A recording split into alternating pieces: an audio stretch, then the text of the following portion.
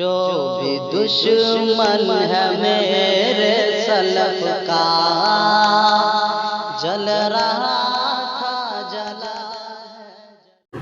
وقال الله تعالى في كلامه الآخر أعوذ بالله من الشيطان الرجيم بسم الله الرحمن الرحيم كل نفس ذائقة الموت وإنما توفون أجوركم يوم القيامة فمن زحزح عن النار وأدخل الجنة فقد فاز وما الحياة الدنيا إلا متاع الغرور.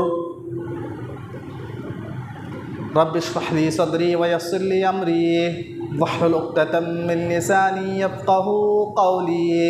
رب زدني علما رب زدني علما رب زدنی علما. ہر طرح کی تعریف، بزرگی، بڑائی، حمد و ثنا اللہ رب العالمین کے لیے ہے، جس نے ہم سارے انسانوں کو اس دنیا کے اندر پیدا فرمایا اور ہم سب کے رشد و ہدایت کے لیے بہت سارے انبیاء کرام کو اس دنیا کے اندر پیدا فرمایا. ان تمام انبیاء کرام پر درود و سلام کا نذرانہ ہو، بالخصوص ہمارے اور آپ کے پیارے نبی، آخری نبی جناب محمد رسول اللہ صلی اللہ علیہ وسلم پر. برادران اسلام اور دینی ملی بھائیوں،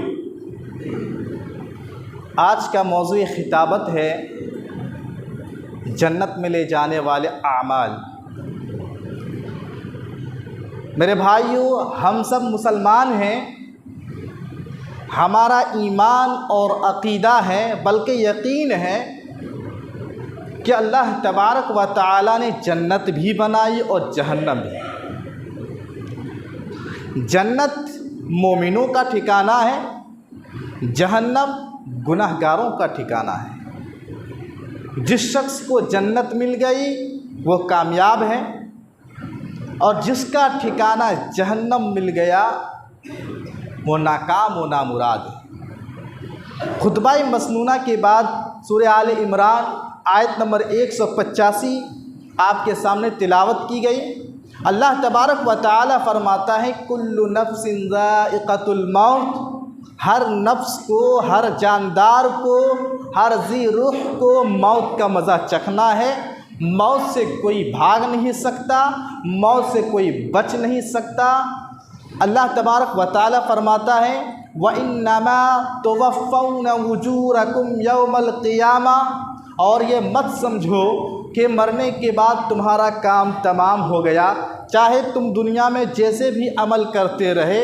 نہیں، قرآن کہتا ہے وَإِنَّمَا تُوَفَّوْنَ أُجُورَكُمْ يَوْمَ الْقِيَامَةِ کہ مرنے کے بعد کل آخرت میں قیامت کے دن اللہ تعالیٰ تمہیں پورا بدلہ دے گا.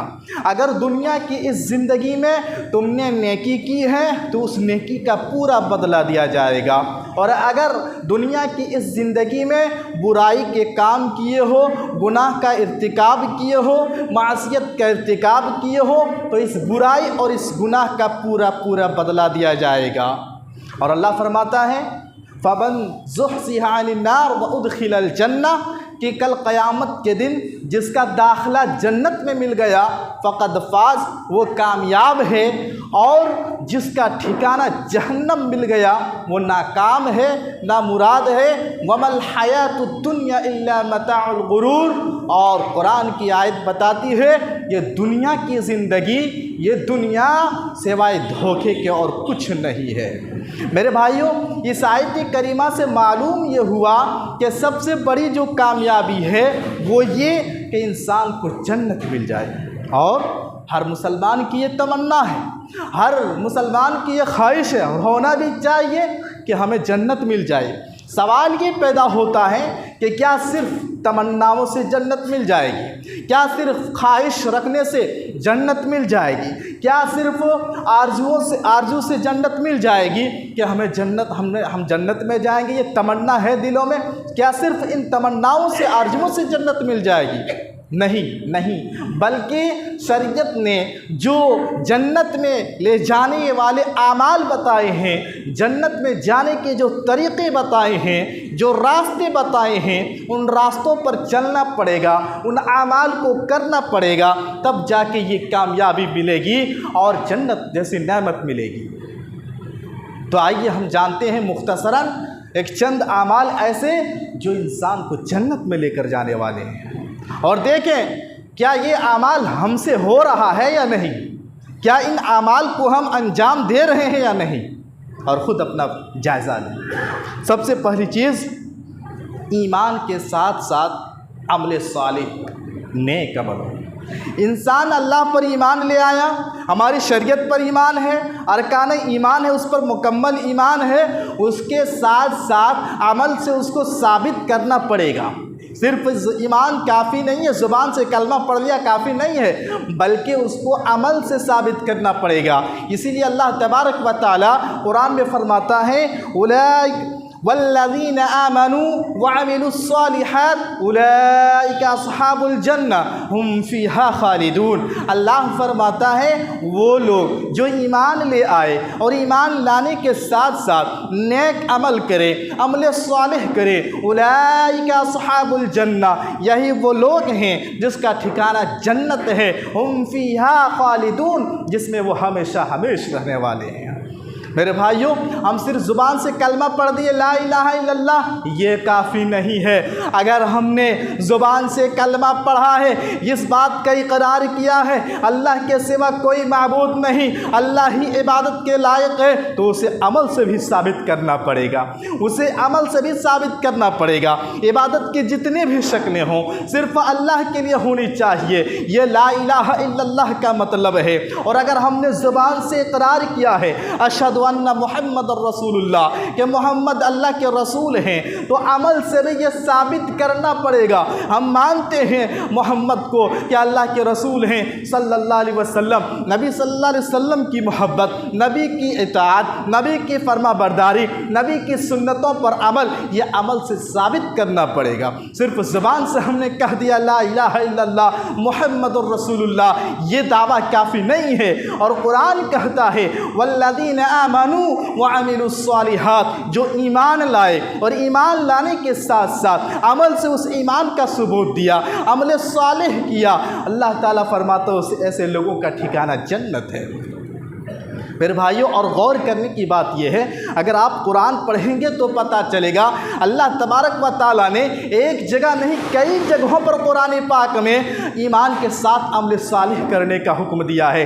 غور کرنے کی بات یہ ہے، قرآن میں جہاں بھی اللہ تبارک و تعالیٰ نے کہا عمل کرو، تو صرف یہ نہیں کہا کہ عمل کرو، بلکہ اس کے ساتھ کہا عمل صالح کرو، نیک عمل کرو۔ میرے بھائیوں، سوال یہ پیدا ہوتا ہے کہ عمل صالح کیا چیز ہے، عمل صالح کی پہچان کیا ہے، عمل صالح کسے بولتے ہیں، ہم اپنے عمل میں وہ کون سی خاص چیز کریں کہ ہمارا عمل صالح ہو جائے، ہمارا عمل نیک ہو جائے۔ تو یاد رکھیے، عمل کو نیک عمل بنانے کے لیے، عمل کو صالح بنانے کے لیے دو چیزیں شرط ہیں۔ جس عمل میں یہ دو چیزیں پائی جائے گی وہ عمل نیک ہوگا، وہ عمل صالح ہوگا، اور وہی عمل مقبول ہے۔ پہلی شرط یہ ہے کہ جو عمل ہم کرنے جا رہے ہیں وہ عمل صرف اور صرف اللہ کی خوشی کے لیے ہونی چاہیے، اللہ کی رضا کے لیے ہونی چاہیے، دکھاوا نہ ہو، ریاکاری نہ ہو، واہواہی بٹورنا نہ ہو، اور شہرت یابی نہ ہو، ریا و نمود نہ ہو،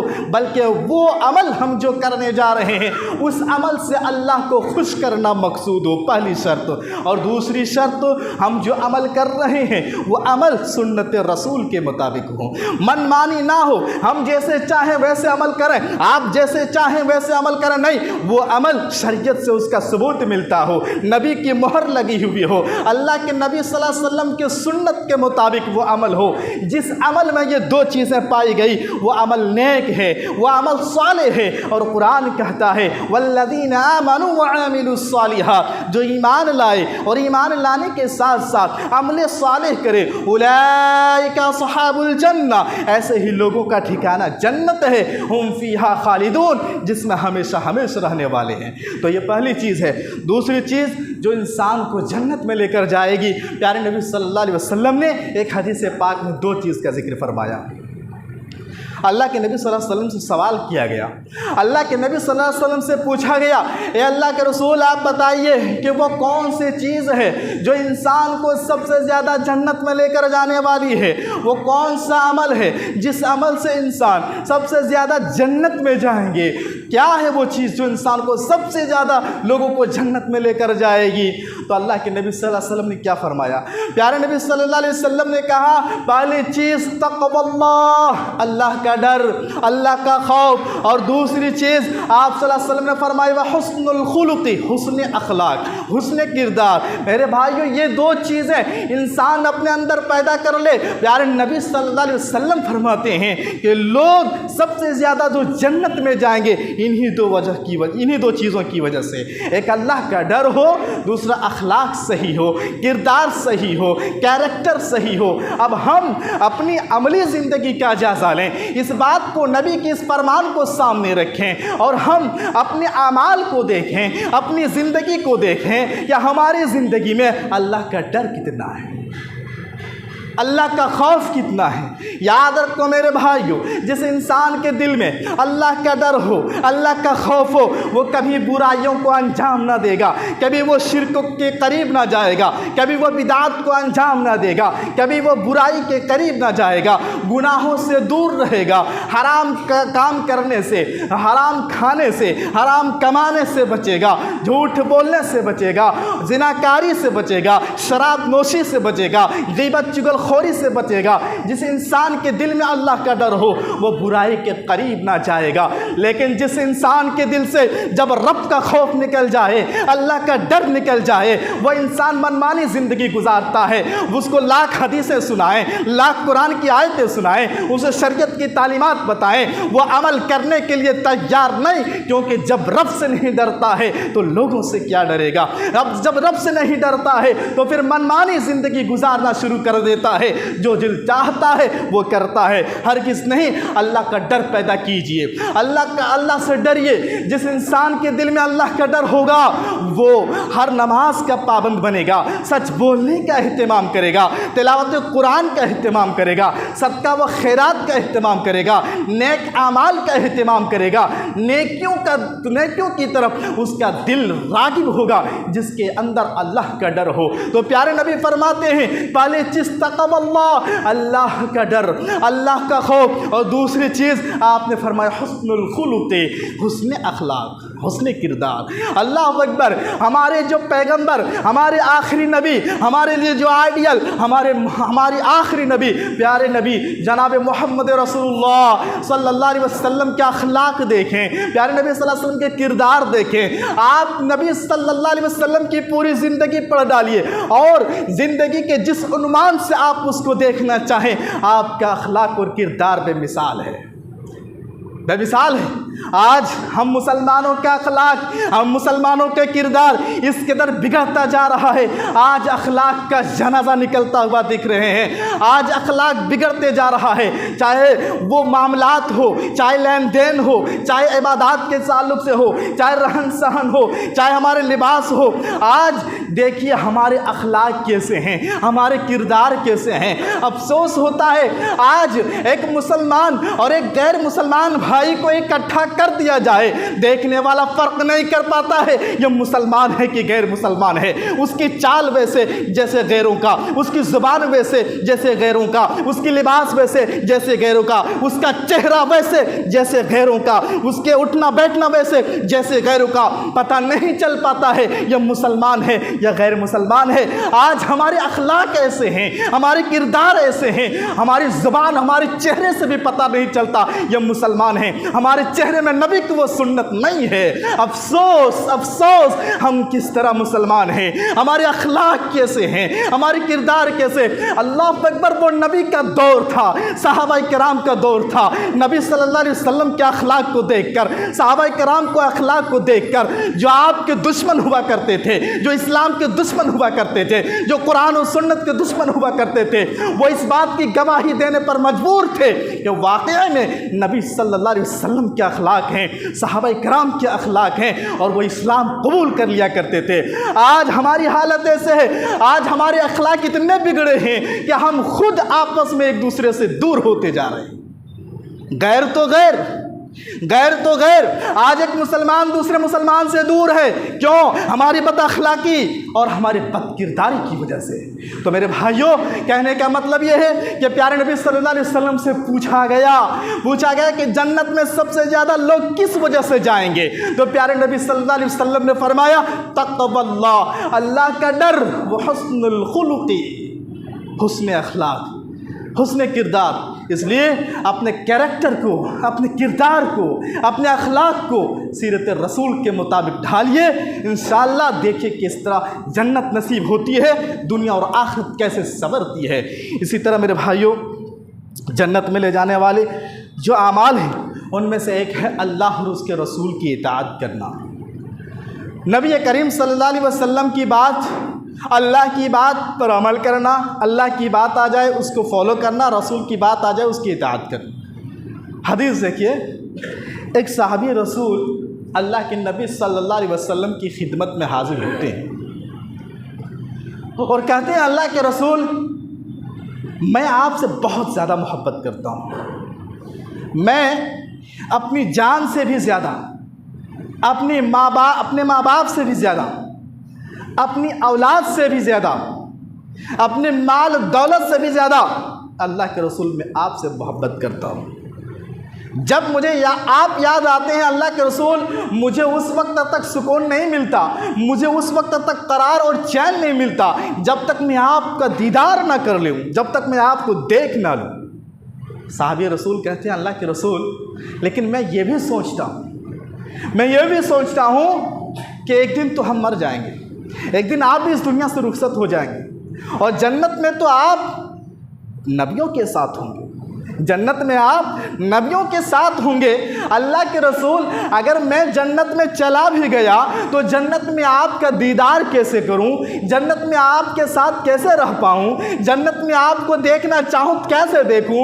اللہ اکبر، پیارے نبی صلی اللہ علیہ وسلم نے کچھ جواب نہیں دیا۔ یہ صحابی رسول کہتے ہیں کہ جنت میں آپ کو دیکھنا چاہوں تو کیسے دیکھوں؟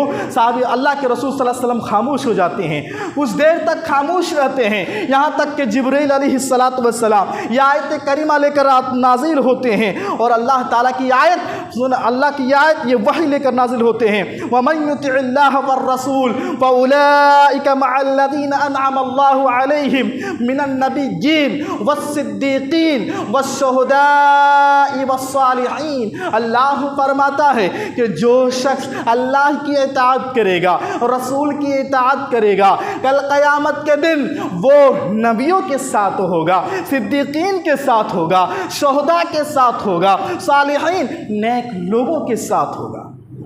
اللہ تعالیٰ نے آیت نازل فرما دی۔ اس لیے اگر چاہتے ہیں کہ ہم جنت میں جائیں اور جنت میں نبی کا دیدار ہو تو اللہ اور اس کے رسول کی اطاعت کرو۔ اللہ کی بات آ جائے، یہ مت دیکھو کہ باپ دادا سے کرتے آ رہے ہیں۔ رسول کی بات آ جائے، یہ مت دیکھو کہ باپ دادا سے کرتے آ رہے ہیں، آپ اس پر عمل کیجئے، اس پر عمل کیجئے۔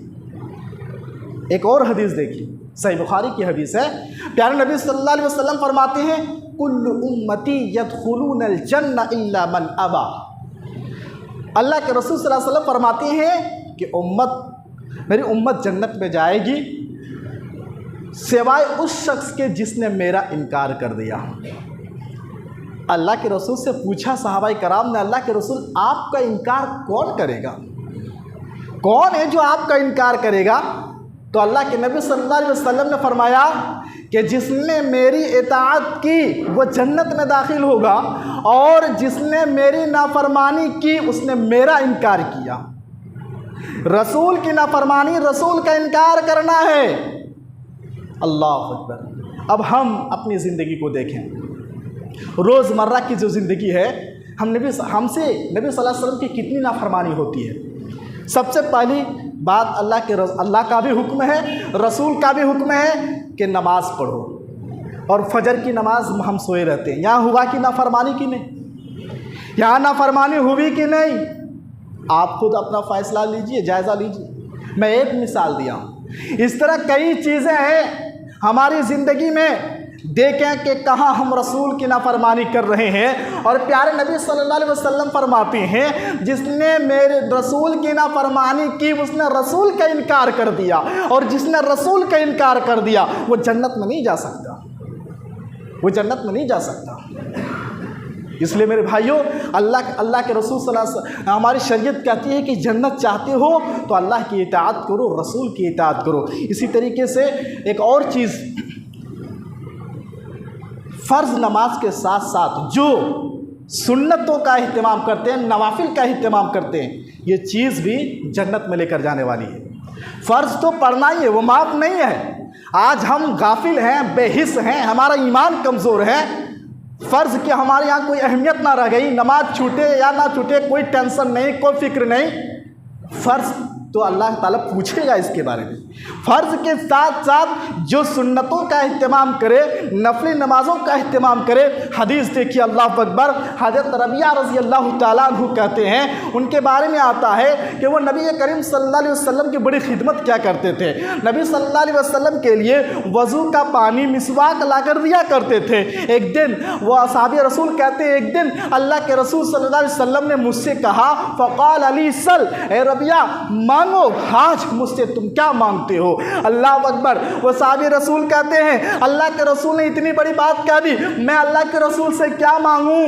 وہ صحابی رسول غریب تھے، مالی استطاعت کمزور تھے، ان کے دل میں پہلے خیال آیا کہ کیوں نہ مال کا سوال کر لوں، میری غربت دور ہو جائے گی۔ اللہ اکبر۔ لیکن پھر وہ کہتے ہیں، میرے دل میں خیال آیا، میں نے مال کا سوال کیا، نبی نے مال دے بھی دیا، لیکن ایک دن تو دنیا چھوڑ کر جانا ہے، مر جائیں گے، مال کا کیا ہے، وہ تو دنیا میں رہ جائے گا۔ اللہ اکبر۔ انہوں نے کیا اللہ کے نبی سے مانگا۔ جب اللہ کے نبی نے پوچھا، اے ربیعہ بتاؤ تم کیا چاہتے ہو؟ انہوں نے کہا، اللہ کے رسول مرافقتک الجنہ، اللہ کے رسول جنت میں آپ کے ساتھ رہنا چاہتا ہوں۔ اللہ کے نبی نے کہا، میرے ساتھ رہنا چاہتے ہو جنت میں؟ اتنی بڑی چیز مانگ رہے ہو؟ کہا اور کچھ مانگنے ہیں؟ کہا نہیں اللہ کے رسول۔ تو اللہ کے نبی صلی اللہ علیہ وسلم نے ایک بات بتائی کہ جنت چاہتے ہو، جنت میں میرے ساتھ چاہتے ہو، میری رفاقت چاہتے ہو، فَأَعِنِّي عَلَى نَفْسِكَ بِكَثْرَةِ السُّجُودِ۔ اللہ کے نبی صلی اللہ علیہ وسلم نے فرمایا کہ تم کثرت سے سجدہ کیا کرو۔ کثرت سے سجدہ کرنے کا مطلب یہ ہے کہ نفلی نمازوں کا خوب اہتمام کرو۔ فرض تو پڑھنا ہی ہے، فرض تو پڑھنا ہی ہے، لیکن نفلی نمازوں کا خوب اہتمام کرو۔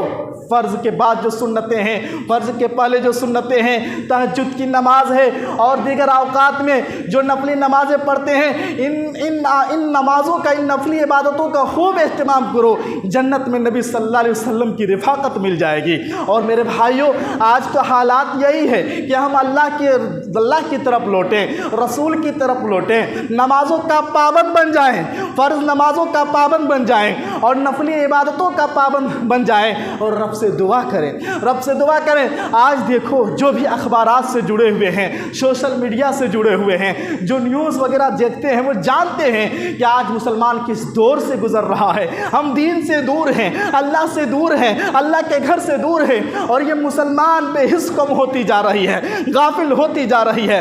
آج مسلمانوں کو چاروں طرف سے نشانہ بنایا جا رہا ہے، سازشوں کے شکار ہوتے جا رہے ہیں، طرح کی پلاننگ ہے۔ یہ کب دور ہوگا؟ جب ہم اللہ سے جڑیں گے، جب ہمارا رشتہ اللہ سے مضبوط ہوگا، جب ایک اللہ کی عبادت کریں گے، ایک قرآن و سنت کی طرف ہم پلٹ کر آئیں گے، نمازوں کا اہتمام کریں گے، بالخصوص جب ہم تہجد کی نماز پڑھنا شروع کر دیں گے اور اس نماز میں جب ہم رب سے دعا مانگیں گے تو انشاءاللہ حالات بدلاؤ ہوگا اور ایک انقلاب دیکھنے کو ملے گا، ایک بدلاؤ دیکھنے کو ملے گا جب ہم رب سے رشتہ مضبوط کریں گے۔ آج ہم سے فرض نماز نہیں ہو پا رہا ہے، سنت نوافل تہجد ہم کیسے امید رکھ سکتے ہیں؟ لہذا ضرورت اس بات کی ہے کہ ہم فرائض کا اہتمام کریں اور تہجد نماز کا اہتمام کریں اور اس نماز میں دعا کریں اپنے لیے، اپنے ملک کے لیے، اپنے مسلمان بھائی کے لیے۔ آج دیکھ رہے ہیں وہ مقدس زمین جہاں نبیوں کا ظہور ہوا، ایک سے ایک نبی آئے، جہاں بیت المقدس ہے، مسجد اقصیٰ ہے، آج وہاں کیسے ظلم ہو رہا ہے، کیسے مسلمانوں کو ستایا جا رہا ہے، وہاں کے حالات دیکھیں تو رونا آتا ہے۔ لیکن ہم بے حس ہیں، ہم غافل ہیں، ہم وہاں کچھ نہیں کر سکتے، کم سے کم اتنا تو کر سکتے ہیں کہ اللہ کے سامنے سجدہ کر سکتے ہیں، اللہ کے سامنے ہاتھ پھیلا سکتے ہیں، رب سے ہم دعا مانگ سکتے ہیں ان مسلمان بھائی کے لیے، وہاں کے بچوں کے لیے، اس ارض مقدسہ کے لیے، ہم وہاں کی حفاظت کے لیے اللہ سے دعا تو کر سکتے ہیں۔ ہم رات میں اٹھ کر تہجد کی نماز میں ہم رب کے سامنے 2 قطرے آنسو بہا سکتے ہیں، اور یاد رکھو میرے بھائیوں، ہماری آنکھوں سے یہ 2 قطرہ جو نکلے گی، یاد رکھو اللہ کو یہ 2 قطرے اتنا پسند ہے، اتنا پسند ہے کہ ہماری یہ 2 قطرے پورے ملک کی حفاظت کا ذریعہ بن سکتا ہے، پورے امت مسلمان کی حفاظت کا ذریعہ بن سکتا ہے، ارض مقدسہ کی حفاظت کا ذریعہ بن سکتا ہے۔ افسوس ہوتا ہے ہم اپنے خواب غفلت میں پڑے ہوئے ہیں، مال دولت کے چکر میں پڑے ہوئے ہیں، دنیا دنیا کرتے جا رہے ہیں۔ ہمارے ساتھ کیا ہو رہا ہے؟ ہمارے مسلمانوں کے ساتھ کیا ہو رہا ہے؟ اللہ ہمارے مسلمانوں کے ساتھ کیا ہو رہا ہے؟ اس بات کی ہمیں نہ کوئی فکر ہے، نہ کوئی ٹینشن ہے، نہ ہم اس کے تعلق کے لیے، اس سے تعلق سے دعا کرنے کے لیے تیار ہیں۔ ضرورت اس بات کے لیے ہے کہ فرائض نمازوں کے ساتھ ساتھ نفلی نمازوں کا اہتمام کرو اور تہجد میں اٹھ کر میرے بھائیوں اللہ سے دعا کریں اپنے لیے، اپنے ملک کے لیے، ارض مقدسہ فلسطین کے لیے، جہاں آج دیکھ رہے ہیں کس طرح ظلم ہو رہا ہے۔ اللہ رب العالمین سے دعا کیجیے، اللہ رب العالمین جو بھی باتیں کہی گئی ہے، اللہ ان باتوں کو ہم سب مسلمانوں کو سمجھنے کی توفیق عطا فرمائے اور اس پر زیادہ سے زیادہ عمل کرنے کی توفیق عطا فرمائے۔ یہ جنت میں لے جانے والے چند اعمال کا ذکر کیا گیا ہے، انشاءاللہ آنے والے جمعے میں ایک چند اعمال کا بھی ذکر کیا جائے گا۔ اللہ پاک سے دعا کیجیے ان باتوں کو اور ان اعمال کو ہم سارے مسلمانوں کو اخلاص اور خلوص کے ساتھ اعمال کرنے کو توفیق عطا فرمائے، اور جب تک دنیا میں رکھے ایمان عقیدہ توحید کے ساتھ رکھے، شرک و بدعات گناہوں برائیوں سے دور رکھے اللہ، اور جب ہم سب مسلمانوں کا خاتمہ ہو کلمہ توحید پر، عقیدہ توحید پر ہمارا خاتمہ ہو، آمین۔